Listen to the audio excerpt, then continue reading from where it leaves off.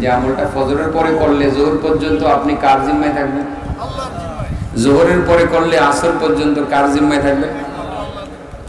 আর আসরের পরে করলে কার জিম্মায় থাকবেন? মাগরিব পর্যন্ত আল্লাহর জিম্মায়। মাগরিবের পরে এশা পর্যন্ত আমলটা করলে এশা পর্যন্ত কার জিম্মায় থাকবে? এশার পরে আমলটা করলে ফজর পর্যন্ত কার জিম্মায় থাকবে? আচ্ছা, আপনি যদি 24 ঘন্টায় আল্লাহর জিম্মায় থাকেন, চাচা মিয়া আল্লাহকে কি? ও চাচা, আল্লাহকে কি বলেন না? আল্লাহ যদি আপনার জিম্মাদারি নিয়ে নেয় তো লাগে কি? আর হাসান ইবনে আলী বলেন, যে ব্যক্তি ফরজ নামাজের পরে আয়াতুল কুরসি পড়বে, কি পড়বে?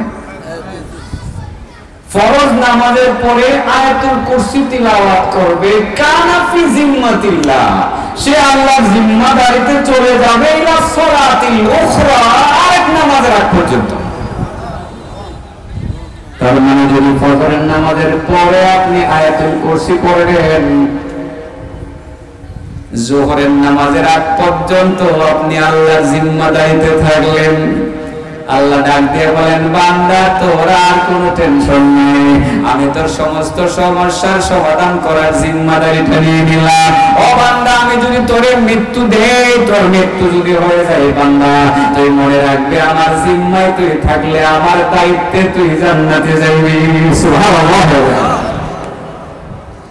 এবার ফজরের নামাজের পরে আপনি পড়ে নিলেন আয়াতুল কুরসি, আল্লাহু লা ইলাহা ইল্লা হুয়াল হাইয়ুল কাইয়্যুম লা তা'খুযুহু সিনাতুন ওয়া লা নাওম লাহু মা ফিস সামাওয়াতি ওয়া মা ফিল আরদি মান যাল্লাযী ইয়াশফা'ু 'ইনদাহু ইল্লা বিইذনিহি ইয়া'লামু মা বাইনা আইদিহিম ওয়া মা খালফাহুম ওয়া লা ইউহীতুনা বিশাইইন মিন 'ইলমিহি ইল্লা বিমা শা'a ওয়াসি'a কুরসিয়্যুহু আস-সামাওয়াতি ওয়াল আরদ ওয়া লা ইয়াউদুহু হিফযুহুমা ওয়া হুয়াল আলিয়্যুল আযীম। এটাকে আয়াতুল কুরসি বলে।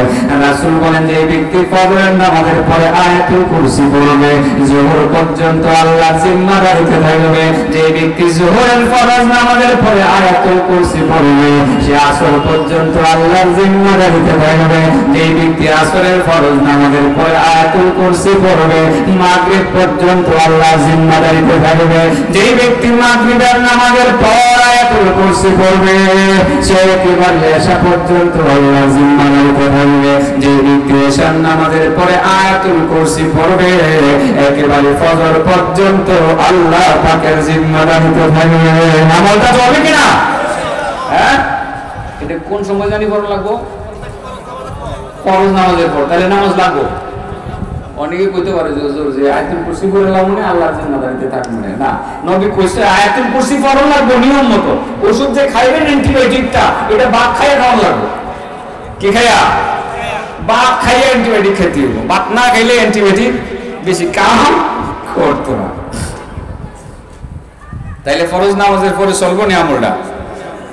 আরেকটা হাদিস বলছিলাম, আবু উমামা আল-বাহিলি তিনি বলেন, মান ক্বরাআ আয়াতুল কুরসি ফি দুবুরি কুল্লি সালাতিন মাকতুবা, যে ব্যক্তি প্রত্যেক ফরজ নামাজের পরে আয়াতুল কুরসি তিলাওয়াত করবে, লাম ইয়ামনাহু মিন দুখুলিল জান্নাহ, লাম ইয়ামনাহু মিন দুখুলিল জান্নাহ ইল্লা আইয়ামুত। কেউ যদি ফরজ নামাজের পরে নিয়মিত আয়াতুল কুরসি পড়ে, জান্নাতে যাওয়ার ক্ষেত্রে কেউ তারে আটকাইতে পারবে না মৃত্যু ছাড়া। তার মানে মরণটাই তারা আটকায় রাখবো, মরণের পরে খালি জান্নাতের রাস্তা। সর্বনিয়ম আমল সর্ব আয়াতুল কুরসির আমলটা নিয়ে যাওয়া দেব। আমি আর বেশি বস্তু জানিও না।